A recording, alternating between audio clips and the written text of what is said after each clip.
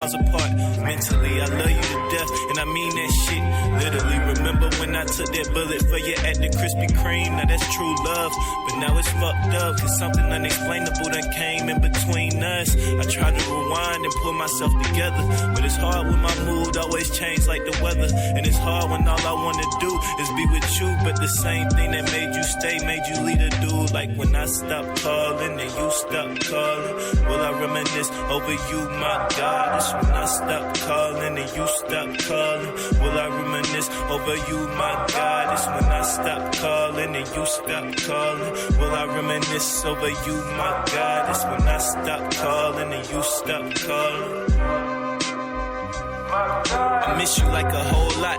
I started smoking pot, trying to ease the pain, but it's hard when it's raining outside. I'm going out my mind, I'm tripping. It's hard for me to forget about the one that I'm missing. We was just laughing, kissing. Fuck, keep reminiscing, and you ain't called me up like one time, which tells me that you must be doing just fine. I wanna hit you up, but I'll be wasting my time while I lie to myself. Sometimes I wanna cry to myself, I wanna talk, but you was the one I went to for the help. I wanna walk, but I ain't used to walking by myself. This shit sucks. Got me thinking that you found somebody else, and I want to be your one and only.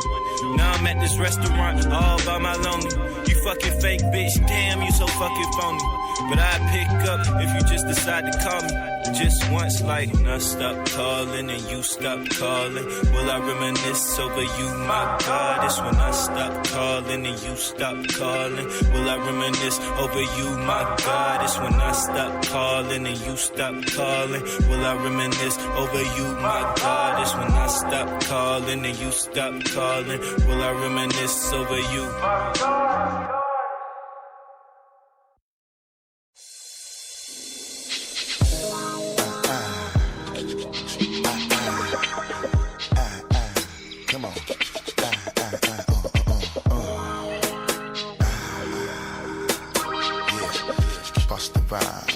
Jackson, here we go. One time, baby, just tell me just how you feel.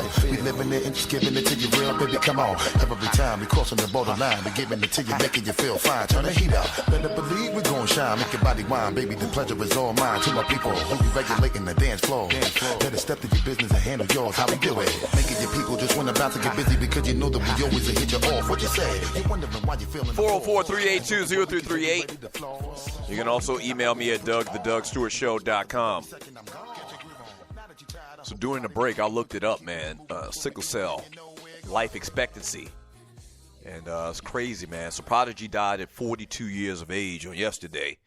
And I'm looking at this eHow website. And it says the life expectancy of a person with type HBSS sickle cell, so I guess there's different variations of it, is 42 years of age for men and 48 years of age for women, according to an article published in the New England Journal of Medicine. And the guy that I was telling you about that I know, he's the same age as me. He might be a year older than me. He's 49 years of age, one of my line brothers.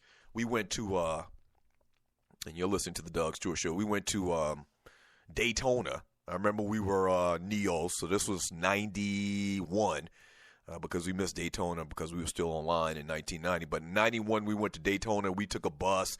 The school had a bus going from South Carolina State, and we went to Daytona, man. And on the way back, you know, I don't know what causes them to have people with sickle cell to have, they call it an episode, where you basically, I don't know how to describe it. It's almost like he had like these hot, cold flashes, and where he was kind of like shivering. And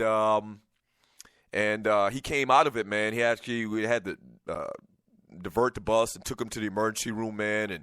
And obviously he came through that. But very scary stuff, man. And sickle cell is one of those diseases that, for the most part, affects black people.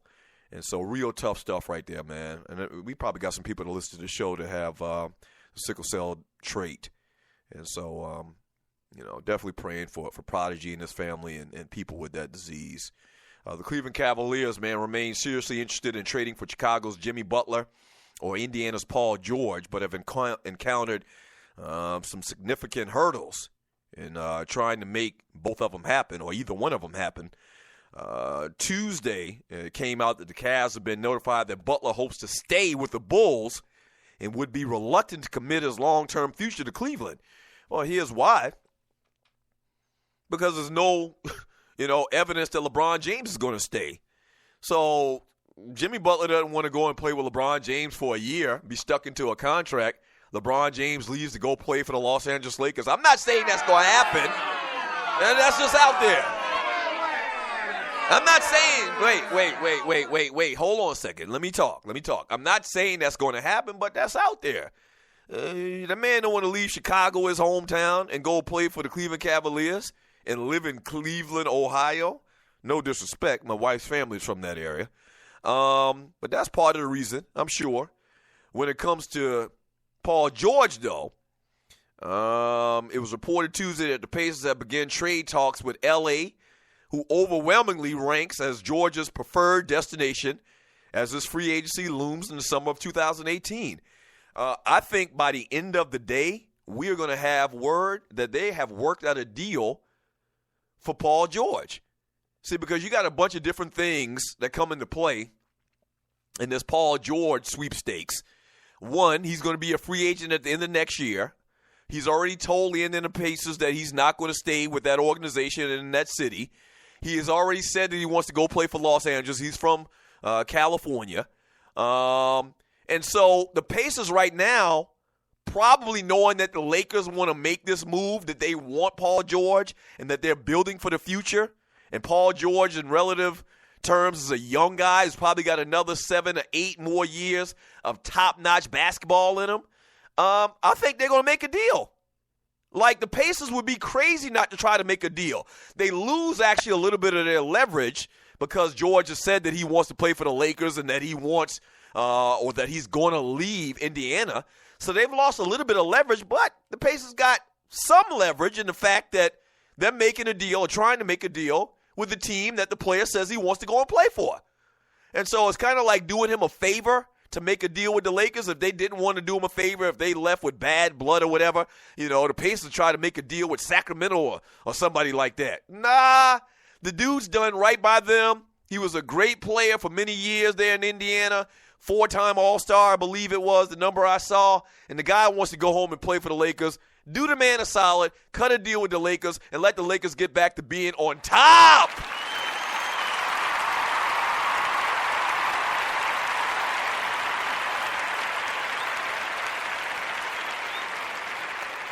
You know what this is? This is one of them win-win situations they always talk about in business. This is a win-win for everybody. I believe the Lakers would be willing to part with somebody like Julius Randle and maybe Clarkson. Maybe they'll throw in another pick, so they'll get good value. They're not going to get the value that he would have on the open market or whatever.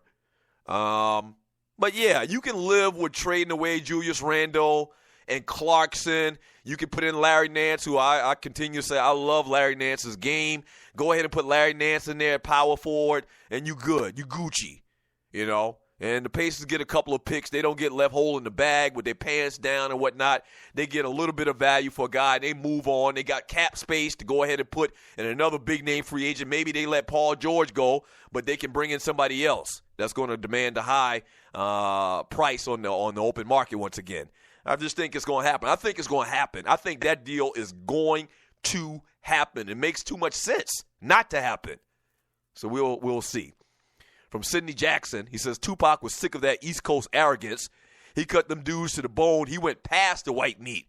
Oh, yeah, he did. From KC, he says thug life has no boundaries. Obviously, it doesn't. Big L X Squad, Doug had me spitting out my coffee over here. Stop it. What? And talking about the Tupac thing? Oh, no. Tupac didn't care. He didn't care. History has looked back at Tupac once again in glowing terms. We did. And Tupac had a real wild side. And the thing about it? I think Tupac was influenced by his character in Above the Rim. Was it Above the Rim? I always get the two movies confused. No, it was it Juice? I think it was Juice. His character Bishop. Like Tupac literally became Bishop after he did that movie. He literally became Bishop, man. Just wild as F. You know, kind of like Old Dog in Minister Society. That man became Old Dog. Young, black, and didn't give a F. Ducking and dodging. Pac didn't have sex with Faith. He said that to F with Biggie's head. That's my point. Even if he said it just playing around, I mean, that's still cutting to the white meat.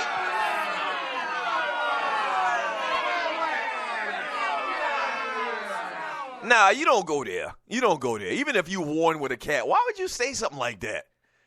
You know, because that's going to cause problems for her. That's going to cause problems in their marriage. Why would you go there? Some things I think are just off limits. From Kaza, just when the movie is newly coming out. From Clay Ball, LeBron Davis, well, when you get shot in the head, you would cut deep too. Well, I mean, but I'm not going to get into all of that and be like Funk Master Flex on this show. And you listen to the Doug Stewart Show. Biggie Smalls didn't have anything to do with Tupac getting shot, he says. Him and Puffy say that. You don't have no proof. From Rough Buff, Tupac is from the East Coast, New York. Oh, yeah, he's from New York, but, you know, he was riding with them cats in L.A. for many, many years, Oakland, the Bay Area. From LD, Pac has several different personalities, dude. Pac would be singing Dear Mama 1 minute and then calling women bees and hoes the very next. Yeah, he was kind of one of those Dr. Jekyll, Mr. Hyde type dudes. You make such a sentimental, sweet, passionate song like Dear Mama, and then you talking about a man and his sickle cell. And you talking about screwing another man's wife. And, I mean, you put it on wax. He made a record talking about screwing Faith Evans.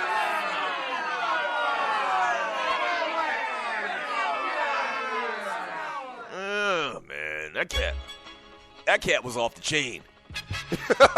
Yes, sir. Tupac Amaru Shakur was off the chain at the end. After they did Juice. That dude became Bishop. Jam live from Plymouth. Line stepper. Pac said, F that line. Oh, yeah. Habitual line stepper. Hey, when we get back, man, little NFL talk, man. Warren Sapp is in the news. We'll talk about that. As well as the juice might be on the loose. I'll explain in 3 minutes. The Doug Stewart Show.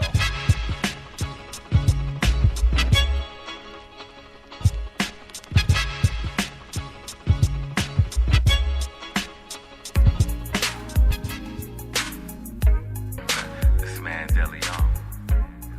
And you know, have you ever met somebody that just make you want to change your ways? You know? And it was just something about it, right? It was just something about it. First I was attracted by your thickness and then your mind. Intelligent conversation make you one of a kind. Something about the way you smile and the way you talk. A true Georgia piece, look at the way you walk. I'm from the west side of the land, now I'm in the A. Hey, Decatur, Keller Road, now you know where I lay. Something about the way you laugh when we spending time. But no rush, baby girl, let's take our time. Even though you stay on my mind like money and dreams. Show the year man DeLeon, make a hell of a team. So I'ma keep on winning, much love and success. Waking up in the morning got me feeling blessed. I'm like, da da da da. You got me feeling like, da da da da. You got me feeling for your love each and every day. The type of feeling that don't fade away. You got me feeling like, da da da da. You got me feeling like, da da da da. Back in the day, they said love would never die. Then I met the smoker queen standing by 5'5". Just staring in her eyes used to make me weak. Didn't need no liquid courage to be able to speak. So after the meet and greet, I beat her like a belt. Now she staring me in my eyes, telling me how she felt. She like, oh man, Daddy Young, you the one for me. I used to think love was blind, but now I can see. She said, you could be my king and I'll be your queen. I said, yeah, baby girl, that's a beautiful thing. Cause your loving on fleek and you got me hooked. And the way you stole my heart, you all be labeled a crook. I'm like,